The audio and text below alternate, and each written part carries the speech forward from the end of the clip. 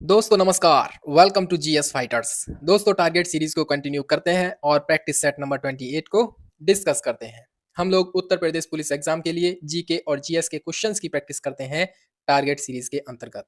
और ऐसा नहीं है कि ये क्वेश्चंस केवल उत्तर प्रदेश पुलिस एग्जाम के लिए हों, ये दिल्ली पुलिस एग्जाम के लिए भी हैं और हर उस एग्जाम के लिए हैं जहां पर जीके और जीएस आपके सिलेबस का हिस्सा है। ठीक है, तो चलिए शुरू करते हैं प्रैक्टिस सेट नंबर 28। और अभी तक आपने जीएस फाइटर्स को सब्सक्राइब नहीं किया है तो आपसे रिक्वेस्ट है जीएस फाइटर्स को सब्सक्राइब कीजिए और अगर वीडियो अच्छा लगे तो एक लाइक किए बिना जाना नहीं। ठीक है, चलिए प्रैक्टिस सेट नंबर 28 का पहला प्रश्न है, आपको बताना है निम्नलिखित में से उत्तर प्रदेश का सबसे दक्षिणी जिला कौन सा है। आपके ऑप्शंस हैं बलिया, ललितपुर, मिर्जापुर या फिर सोनभद्र। देखिए इस प्रश्न का सही जवाब है ऑप्शन नंबर डी, यानी सोनभद्र उत्तर प्रदेश का सबसे दक्षिणी जिला है। चलिए मैप के थ्रू हम समझ लेते हैं उत्तर प्रदेश के पूर्व, पश्चिम, उत्तर, दक्षिण वाले जिले कौन से हैं। देखिए सबसे उत्तर में देखिए आप, यहाँ पर है सहारनपुर। सहारनपुर उत्तर प्रदेश का सबसे उत्तरी जिला है। सहारनपुर के जस्ट नीचे है शामली, ये येलो कलर वाला, ठीक है। शामली उत्तर प्रदेश का सबसे पश्चिमी जिला है। सबसे दक्षिणी जिला आप देखेंगे यहाँ पर सोनभद्र, यानी हमारे जो प्रश्न का जवाब है सोनभद्र है, यानी सबसे दक्षिणी जिला सोनभद्र है। ठीक है, और सबसे पूर्वी जिला आप देखेंगे बिहार के अंदर घुसा हुआ है, ये है बलिया, उत्तर प्रदेश का सबसे पूर्वी जिला है। उत्तर प्रदेश की जो लंबाई है पूरब से पश्चिम आप ऐसे देखेंगे तो 650 किलोमीटर है और उत्तर से दक्षिण ये है 240 किलोमीटर। ठीक है, चलिए आपको पता होना चाहिए कि उत्तर प्रदेश के पूर्व, पश्चिम, उत्तर, दक्षिण जिले कौन से हैं, पूर्व से पश्चिम लंबाई कितनी है, उत्तर से दक्षिण कितनी है। ठीक, दूसरा प्रश्न है, सरकी सल्तनत के दौरान उत्तर प्रदेश के किस जिले को सिराज ए हिंद कहा जाता था, यानी सिराज ए हिंद उत्तर प्रदेश के किस जिले को कहा जाता है। और आपके ऑप्शंस हैं लखनऊ, फैजाबाद, जौनपुर या फिर अलीगढ़। देखिए इस प्रश्न का सही जवाब है ऑप्शन नंबर सी, जौनपुर को सिराज ए हिंद कहा जाता है। ठीक है, जौनपुर को सिराज ए हिंद कहा जाता है और लखनऊ जो कि उत्तर प्रदेश की राजधानी है उसे नवाबों का शहर कहा जाता है। और फैजाबाद, देखिए ये गलत लिखा हुआ है, फिरोजाबाद चूड़ियों के लिए फेमस है और फैजाबाद का नाम बदलकर अभी अयोध्या कर दिया गया है। ठीक है, अलीगढ़ को ताला नगरी के नाम से जाना जाता है। ठीक, तीसरा प्रश्न है, आपको बताना है भारत में निम्नलिखित राज्यों में से कौन सा एक काली मिर्च का सर्वाधिक उत्पादन करता है, यानी काली मिर्च का सब सर्वाधिक उत्पादन जो है किस राज्य में होता है। आपके ऑप्शंस हैं केरल, कर्नाटक, तमिलनाडु या फिर राजस्थान। देखिए आपको पता होगा केरल को कहते हैं मसालों की रानी और केरल में ही है काली मिर्च का सर्वाधिक उत्पादन। ठीक है, केरल को मसालों की रानी कहते हैं और इसमें केरल के अंतर्गत जैसे काली मिर्च, वनीला, इलायची, लौंग, दालचीनी, जायफल, अदरक, हल्दी आदि उत्पादन में केरल प्रथम स्थान रखता है भारत के अंदर। वर्तमान में राजस्थान में सरसों का उत्पादन होता है सबसे ज्यादा और पूरे भारत का 46% जो सरसों होता है वो राजस्थान में ही होता है। ठीक है, क्वेश्चन नंबर फोर्थ, भारतीय रिजर्व बैंक की बैंक दर कम करने के फलस्वरूप आपको बताना है अगर आरबीआई यानी reserve bank of India bank rate कम कर दे तो क्या होगा। आपके ऑप्शन हैं बाजार की तरलता बढ़ जाती है, बाजार की तरलता घट जाती है, बाजार की तरलता पर कोई प्रभाव नहीं पड़ता या फिर वाणिज्यिक बैंक अधिक जमा पूंजी संग्रहित कर लेते हैं। देखिए इस प्रश्न का सही जवाब है ऑप्शन नंबर वन, बाजार की तरलता बढ़ जाती है अगर आरबीआई बैंक रेट कम करता है तो। अब आपको पता होना चाहिए कि बैंक रेट कहते किसे हैं। देखो हमारे यहाँ पर बहुत सारी हैं कमर्शियल बैंक यानी वाणिज्यिक बैंक, जैसे Punjab national bank, state bank of India, SBI और आईडीबीआई, बहुत सारी बैंक आपको, bank of Baroda, bank of Maharashtra, ये सभी हैं कमर्शियल बैंक। और जब भी इनको पैसे की जरूरत पड़ती है तो ये आरबीआई से लेती हैं उधार और आरबीआई उस उधारी के बदले इनसे कुछ इंटरेस्ट यानी कुछ ब्याज लेता है, वही ब्याज होती है बैंक दर। ठीक है, यानी कि वाणिज्यिक बैंकों से जो आरबीआई ब्याज लेता है वही होती है बैंक दर। ठीक है, और आप जरा सोचिए कि अगर आरबीआई जो है बैंक रेट कम कर देगा, यानी कि मान लो पहले वो 5% ब्याज ले रहा था आरबीआई और अभी उसने कर दिया 3%, तो ऐसी कंडीशन में जो वाणिज्यिक बैंक है वो ज्यादा पैसा लेंगी क्योंकि उन्हें ब्याज कम देना होगा आरबीआई को। और जब वो ज्यादा पैसा लेंगी बैंक जो है वाणिज्यिक बैंक आरबीआई से, तो वो अपने ग्राहकों को ज्यादा लोन प्रोवाइड कराएंगी और जब ग्राहकों के हाथ में पैसा आएगा तो मार्केट में पैसे का फ्लो बढ़ेगा, यानी मार्केट में पैसे की जो फ्लोइंग है वो ज्यादा होगी, यानी इसी को बोलते हैं पैसे जो है मार्केट की तरलता बढ़ जाना, यानी मार्केट में पैसों की वृद्धि हो जाना। और ऐसी कंडीशन में एक डर रहता है मुद्रास्फीति का। यानी जब मुद्रास्फीति किसको कहते हैं? जब मार्केट में पैसों का ज़्यादा फ्लो हो जाता है। ऐसी ही कंडीशन को मुद्रास्फीति कहते हैं, महँगाई बढ़ जाती है ऐसी कंडीशन में।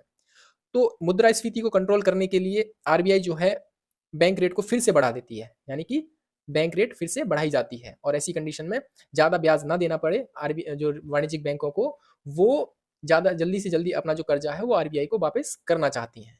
ठीक है? तो ऐसी कंडीशन में मुद्रास्फीति को कंट्रोल किया जाता है। अच्छा, मुद्रास्फीति को कंट्रोल करने के 2-3 उपाय और होते हैं। आपने सुना होगा सीआरआर के बारे में, यानी कैश रिजर्व रेशियो के बारे में, और एसएलआर स्टैट्यूटरी लिक्विडिटी रेशियो के बारे में भी सुना होगा। एक होता है ओपन मार्केटिंग, ओपन मार्केटिंग के बारे में सुना होगा, और बैंक रेट हो ही गया इधर। ठीक है? इन चारों चीज़ों के माध्यम से आरबीआई जो है वो मुद्रास्फीति को कंट्रोल करती है। तो हमारे प्रश्न का सही जवाब था पैसे बाजार में तरलता बढ़ जाएगी, यानी बाजार में पैसे का फ्लो बढ़ जाएगा अगर बैंक रेट कम कर दी जाती है आरबीआई के द्वारा तो। ठीक है? चलिए, 5वां प्रश्न है, निम्नलिखित में से कौन-सी समिति संसद की स्थायी समिति नहीं है? लोक लेखा समिति, प्राक्कलन समिति, लोक उपक्रम समिति या फिर वित्त मंत्रालय की परामर्शदात्री समिति? देखिए, यही इस प्रश्न का जवाब है, यानी option number D is the right answer. वित्त मंत्रालय की परामर्शदात्री समिति कोई स्थायी समिति नहीं है, ये नॉन परमानेंट है। ठीक है? देखिए, लोक लेखा समिति जो होती है, उसमें होते हैं कुल 22 सदस्य। 22 में से 15 सदस्य होते हैं लोकसभा से और 7 सदस्य होते हैं राज्यसभा से। इसको भी याद रखना। और संसद की सबसे बड़ी समिति होती है प्राक्कलन समिति। प्राक्कलन समिति 30 सदस्य होते हैं इसमें, और 30 के 30 सदस्य लोकसभा से होते हैं, इसको भी आप ध्यान रखना। यानी प्राक्कलन समिति जो है उसमें 30 सदस्य होते हैं और 30 के 30 सदस्य लोकसभा से होते हैं।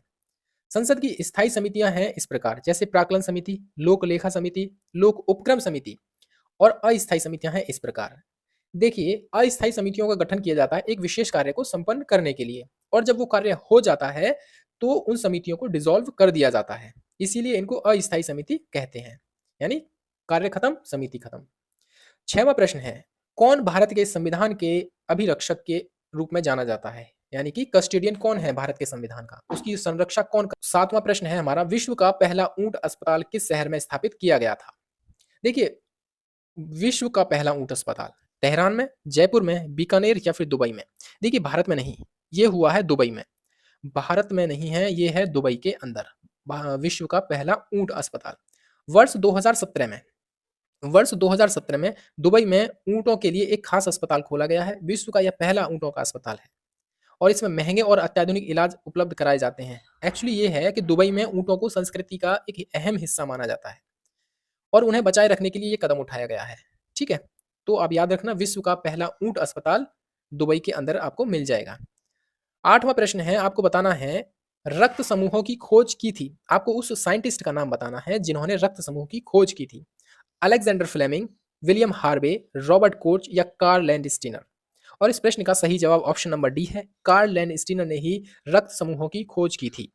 देखिए, कार्ल लैंडस्टीनर ने वर्ष 1900 में रक्त समूह ए बी और ओ, ये रक्त समूह यानी ब्लड ग्रुप की खोज की थी। लेकिन बाद में सीरस बंदर में एक अलग फैक्टर ढूंढा गया जिसे आरएच फैक्टर कहा गया। जो ब्लड ग्रुप ए होता है उसमें ए एंटीजन पाया जाता है, बी ब्लड ग्रुप में बी एंटीजन पाया जाता है, जबकि ए बी जो ब्लड ग्रुप होता है उसमें ए और बी दोनों एंटीजन पाए जाते हैं और ओ ब्लड ग्रुप में कोई भी एंटीजन नहीं होता है। एक चीज याद रखना कि ओ ब्लड ग्रुप जो होता है वो सर्वदाता के रूप में जाना जाता है। ओ ब्लड ग्रुप जो होता है ना वो सर्वदाता के रूप में जाना जाता है, क्योंकि इसमें ना तो कोई एंटीजन होता है और ना ही इसमें कोई आरएच फैक्टर होता है। और ओ ब्लड ग्रुप किसी भी व्यक्ति को, किसी भी ब्लड ग्रुप के व्यक्ति को दिया जा सकता है। लेकिन अगर आपने ए ब्लड ग्रुप वाले व्यक्ति को बी ब्लड ग्रुप दे दिया तो उसकी मृत्यु हो सकती है ना, हो जाएगी। क्यों? क्योंकि A blood group A antigen बनाता है और B blood group B antigen बनाता है, और ए और बी दोनों ब्लड ग्रुप जब आपस में मिलेंगे तो ब्लड ग्रुप जो है ब्लड क्लोटिंग स्टार्ट हो जाएगा, यानी ब्लड का थक्का यानी रक्त का थक्का जमना स्टार्ट हो जाएगा ब्लड जो है। ऐसी कंडीशन में रोगी की मृत्यु हो जाएगी, क्योंकि ब्लड जो है बॉडी के अन्य पार्ट्स तक नहीं पहुंच पाएगा, और ना ही जो ब्लड जो है, ब्लड का मेन काम होता है ऑक्सीजन को बॉडी के अन्य पार्ट्स तक पहुंचाना, और जब बॉडी के अन्य पार्ट्स तक ऑक्सीजन नहीं पहुंचेगी तो ब्लड की उसकी व्यक्ति की मृत्यु हो जाएगी। ठीक है? इसको ध्यान रखना कि जिस ब्लड ग्रुप का व्यक्ति है उसको उसी ब्लड ग्रुप का जो है ब्लड ग्रुप दिया जाना चाहिए, अन्यथा आप ओ ब्लड ग्रुप दे सकते हो। ठीक है? चलिए, 9वां प्रश्न है और आपको बताना है भारत के स्वतंत्रता संग्राम के दौरान घटी निम्नलिखित घटनाओं पर विचार कीजिए। यानी आपको बताना है इनमें से कौन-सी ऐसी घटना है जो सबसे पहले हुई, फिर उसके बाद कौन-सी हुई, फिर उसके बाद और फिर उसके बाद। देखिए, चौरी चौरा घटना होती है वर्ष 1922 में। आपको पता होगा 1920 में असहयोग आंदोलन शुरू होता है। चौरी चौरा की घटना 4 फरवरी 1922 को होती है और इसी घटना के चलते गांधी जी ने असहयोग आंदोलन वापस ले लिया था। ठीक है? तो ये होती है 1922 में चौरी चौरा की घटना। मॉर्ले मिंटो सुधार जिसे भारत शासन अधिनियम 1909 का अधिनियम भी कहते हैं, मॉर्ले मिंटो सुधार ये होता है 1909 में। दांडी यात्रा 1930 में, ठीक है? और मोंटेगू चेम्सफोर्ड सुधार आता है 1919 में, जिसे भारत शासन अधिनियम 1919 का अधिनियम भी कहते हैं, ठीक है? तो अब आप देख लीजिए सबसे पहले घटना कौन-सी होती है? मॉर्ले मिंटो रिफॉर्म यानी कि 2 नंबर। ये हटाइए यहाँ से, या तो ये होगा या ये होगा। उसके बाद होती है 1909 के बाद 1919 यानी 4th, यानी option number B is the right answer, यानी 2, 4, 1, 3। ओके, चलिए। 10वां प्रश्न है भारत में निम्नलिखित में से कौन-सी एक प्राचीनतम पर्वत श्रेणी है? हिमालय, अरावली, सतपुड़ा या फिर नीलगिरी? यानी भारत की सबसे प्राचीनतम पर्वत श्रेणी कौन-सी है? और इस प्रश्न का सबसे सटीक आंसर है ऑप्शन नंबर बी, अरावली प्राचीनतम पर्वत श्रेणी है भारत की। ठीक है? चलिए और देखते हैं, पहले हम इसकी थ्योरी पढ़ लेते हैं, उसके बाद हम मैप में आएँगे। देखिए, अरावली पर्वत श्रृंखला की तुलना अमेरिका के अल्पेशियन पर्वत श्रेणी से की जाती है। अरावली भारत के पश्चिमी भाग में राजस्थान में स्थित है। भारत का पश्चिमी भाग ये है, भारत के पश्चिमी भाग में राजस्थान ये है। ठीक है? अरावली प्राचीनतम पर्वत श्रेणी है, यह संसार की सबसे प्राचीन पर्वत श्रृंखला है। यानी भारत की ही नहीं, ये जो है विश्व की सबसे प्राचीन पर्वत श्रृंखला है। राजस्थान के उत्तर से दक्षिण 2 भागों में बटी हुई है। आप देखोगे इसको, ये है अरावली पर्वत श्रेणी इस तरह से, ठीक है? ये है राजस्थान में, विश्व की प्राचीनतम पर्वत श्रेणी है, ठीक है? और आप अरावली के जस्ट नीचे देखोगे, ये है विंध्याचल पर्वत श्रृंखला। ऊपर वाली विंध्याचल पर्वत श्रृंखला और नीचे वाली है सतपुड़ा रेंज। विंध्याचल और सतपुड़ा रेंज के बीच में ही बहती है नर्मदा रिवर और सतपुड़ा के नीचे बहती है ताप्ती रिवर। दोनों ही वेस्ट फ्लोइंग रिवर हैं, यानी कि अरब सागर में जाकर गिरती हैं ये, ठीक है? चलिए, अरावली राजस्थान में है, विश्व की सबसे प्राचीनतम पर्वत श्रेणी है। अब मैं आपसे एक प्रश्न पूछता हूँ, आप मुझे कमेंट सेक्शन में लिखकर बताइए कि अरावली माउंटेन रेंज जो है उसकी सबसे ऊंची चोटी का नाम क्या है? ठीक है? चलिए, कमेंट सेक्शन में आप अपना जवाब दे सकते हो अगर इच्छुक हो तो। देखिए, अगर आपको प्रैक्टिस सेट पसंद आ रहा है तो वीडियो को लाइक ज़रूर कीजिए, ओके? और अभी तक चैनल को सब्सक्राइब नहीं किया है तो ज़रूर कर दीजिए चैनल को सब्सक्राइब, ठीक? 11वां प्रश्न है, कौन-सा बांध नर्मदा नदी पर नहीं है? कौन-सा बांध नर्मदा नदी पर नहीं है? Bargi dam, Omkareshwar dam, Indira Sagar dam या फिर बाणसागर डैम? देखिए, इस प्रश्न का सही जवाब ऑप्शन नंबर डी है, बाणसागर डैम जो है नर्मदा रिवर पर नहीं है। तो है कहाँ फिर ये? देखिए, बाणसागर डैम जो है मध्य प्रदेश में सोन नदी पर शहडोल डिस्ट्रिक्ट में स्थित है। नर्मदा पर 30 बड़े डैम का निर्माण किया गया है। इनमें प्रमुख हैं बरगी, ओंकारेश्वर, इंदिरा सागर इत्यादि, ये प्रमुख हैं। और आप देखोगे नर्मदा रिवर ये है और ताप्ती रिवर ये है। दोनों ही वेस्ट फ्लोइंग रिवर है, ठीक है? यानी पश्चिम की तरफ बहती हैं।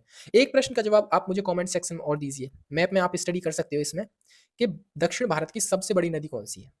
मैप के थ्रू अगर देखोगे तो आपका जवाब मिल जाएगा। आपको ये जवाब मिल जाएगा और अगर आपको पता है तो कमेंट सेक्शन में ज़रूर लिख दीजिए। 12वां प्रश्न है, निम्नलिखित जनजातियों में से कौन-सी केरल में पाई जाती है? यानी केरल में कौन-सी जनजाति पाई जाती है इनमें से? डाफर, डफला, लेप्चा या चेंचू? देखिए, केरल में पाई जाती है चेंचू जनजाति और ये दक्षिण भारत की चेंचू जनजाति जो है दक्षिण भारत की सबसे बड़ी जनजाति है और इसका निवास स्थान मूल रूप से आंध्र प्रदेश के नल्लामलाई क्षेत्र में है, लेकिन ये केरल में भी निवास करते हैं। चेंचू जनजाति जो है भाषा बोलते हैं। हमारे अदर ऑप्शंस थे इस प्रकार, जैसे सिक्किम में भूटिया और लेप्चा जनजाति पाई जाती है, डाफला, मिसमी और आपातानी ये अरुणाचल प्रदेश में पाई जाती है। मणिपुर में कुकी और मैती, आपको पता होगा मणिपुर फिलहाल न्यूज़ में है। ये दोनों समुदाय मणिपुर में कुकी और मैती समुदाय आपस में आमने-सामने हैं, यानी इन 2 समुदायों के बीच में झगड़ा चल रहा है। त्रिपुरा में रियांग जनजाति पाई जाती है। चलिए, और भी बहुत सारी जनजातियाँ हैं बट हमने ऑप्शंस के अकॉर्डिंग यहाँ पर उनको डिस्कस किया है। संसद में किस प्रकार के लिए लिखित उत्तर होता है? यानी कि आपको बताना है संसद में किस प्रकार के प्रश्न के लिए लिखित उत्तर देना आवश्यक है? यानी कि ऐसा कौन-सा प्रश्न है जिसके लिए लिखित उत्तर की आवश्यकता होती है?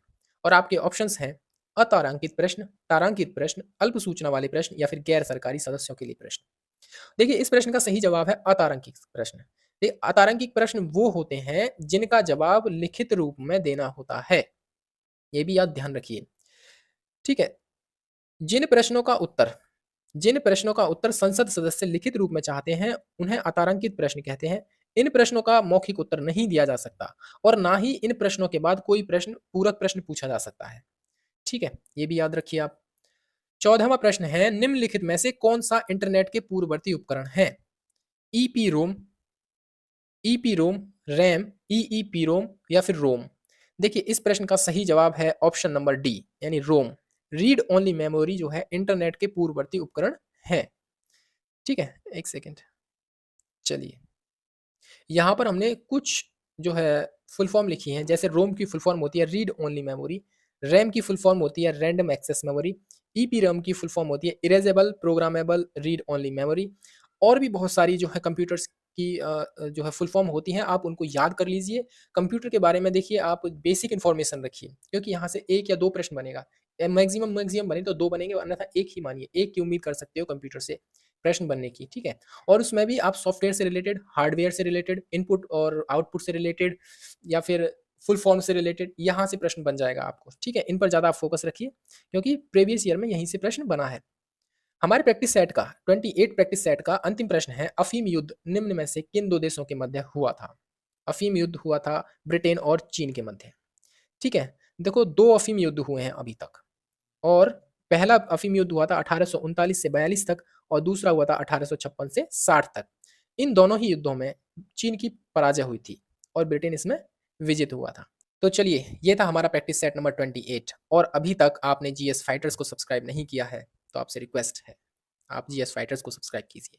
और वीडियो अच्छा लगा है तो लाइक किए बिना जाना नहीं, और टेलीग्राम पर मिलेगी इस वीडियो की पीडीएफ, तो इसकी नहीं बल्कि सारे जितने भी प्रैक्टिस हमने कराए हैं प्रैक्टिस सेट, उन सभी की जो पीडीएफ है आपको टेलीग्राम चैनल पर मिल जाएगी, और टेलीग्राम चैनल का लिंक इस वीडियो के डिस्क्रिप्शन में आपको मिल जाएगा। ज्वाइन कीजिए उसको और पीडीएफ का फुल फायदा उठाइए।